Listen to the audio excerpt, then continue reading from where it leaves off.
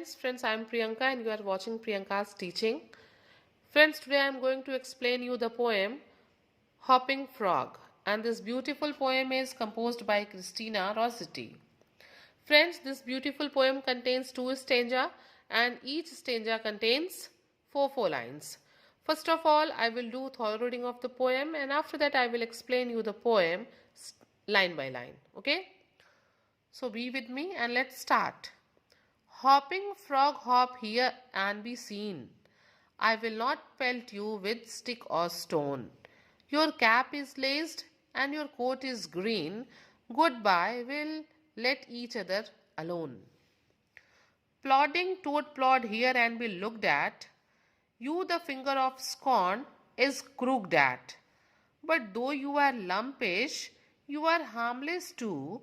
You won't hurt me and I won't hurt you. Christina Rossetti. Friends, you can see in first stanza, the last word of first line seen rhymes with green and stone rhymes with alone. It means कि the rhyming scheme in first stanza is AB, AB. Okay? And in second stanza you can see looked at rhymes with crooked at and to rhymes with you. It means कि in this stanza the rhyming scheme is AABB. In first stanza it is ABAB and in second stanza it is AABB. You can see some hard words are given in the poem. Hopping means to jump on both feet at the same time. Okay? Pelt means to throw. Laced means होता है कि a fabric with open pattern. ठीक है?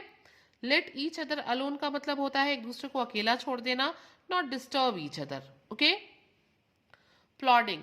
The next word is given here, plodding, and friends, plodding means to walk slowly in a heavy and tired way. Okay? जिस तरीके से toad जो है वो जंप करता है उसको हम कहते हैं प्लॉडिंग. फिंगर मीन्स आप जानते हैं उंगली होती है. स्कॉर्न मीन्स होता है डिस्गस्ट, तिरस्कार. ठीक है? क्रूक्ड मीन्स किसी की तरफ इशारा करते हुए. ओके? क्रूक्ड मीन्स होता है कि पॉइंट करना किसी को. ठीक है? जो वर्थलेस कहते हुए उसको पॉइंट करना. लंपिश means rough and without shaped. Okay? झुका हुआ, बेंट शेप का. Okay? Now I will explain you the poem stanza wise. Friends, here poetess is saying, यहाँ पे जो क्रिस्टीना रॉसेटी है वो कहती हैं hopping frog hop here and be seen, कि जंप करता हुआ फ्रॉग जो है यहाँ देखा जा सकता है. वो यहाँ पे कूदता है और देखा जा सकता है. आई will not peeled you with stick और स्टोन, मैं तुम्हारे ऊपर कोई स्टिक या स्टोन थ्रो नहीं करूंगी. जनरली लोग क्या करते हैं, ऐसे क्रिएचर्स को देख के उनके ऊपर स्टोन थ्रो करते हैं, स्टिक थ्रो करते हैं. But the poetess is saying कि I will not throw any stick और stone on you. Okay? Your cap is laced and your coat is green. Goodbye, we will let each other alone.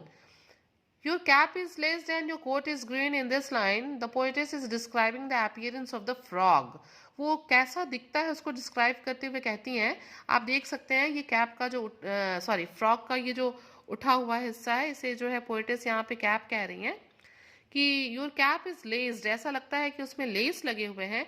And your coat is green, तुम्हारी जो skin है green colour की, उसको यहाँ पे poetess जो है क्या कह रही हैं, कोट कह रही हैं, उसके अपीयरेंस को डिस्क्राइब कर रही हैं.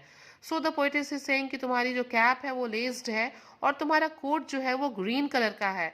Good bye, will let each other alone, चलो एक दूसरे को गुड बाय मैं तुमसे कहती हूँ और क्या करते हैं, एक दूसरे को अकेला छोड़ते हैं, रिलैक्स छोड़ते हैं. Now come on the next stanza. Plodding toad plod here and be looked at. In this stanza, the poetess is talking about a toad. Toad क्या है? एक baby frog है. In first stanza, she was talking about a frog and in this stanza, she is talking about a toad. यहाँ poetess कहती हैं plodding toad plod here and be looked at.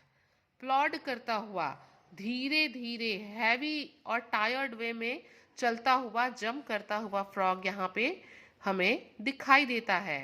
You the finger of scorn is crooked, तुम्हारे ऊपर लोग क्या करते हैं, तुम्हारे शेप के ऊपर, तुम्हारे ऊपर एक डिस्गस्ट से भरी हुई फिंगर को रेज करते हैं, तुमको दिखाते हैं कि तुम कितने डिस्गस्ट हो, तुम्हारे ऊपर फिंगर रेज करते हैं कि तुम वर्थलेस हो. But though you are lumpish you are harmless too, तुम लंपिश हो, तुम्हारा कोई शेप नहीं है, तुम एक पत्थर की ढेले की तरह दिखते हो, but you are harmless too, लेकिन तुम एकदम बिल्कुल हार्म नहीं पहुंचाते हो किसी को, तुम हार्मलेस हो। You would not hurt me and I would not hurt you, ना मैं तुम्हें नुकसान पहुंचाऊंगी और ना ही तुम मुझे नुकसान पहुंचाओगे। Friends, in this beautiful poem the poet is describing that, friends, the moral of the poem is that we should never hurt any creature and we must not discriminate anyone for its appearance. Okay, God has made everyone and we are unique and special gift of God. Okay, friends, so if you like the explanation of the poem, please do share to others, and very thank you for watching.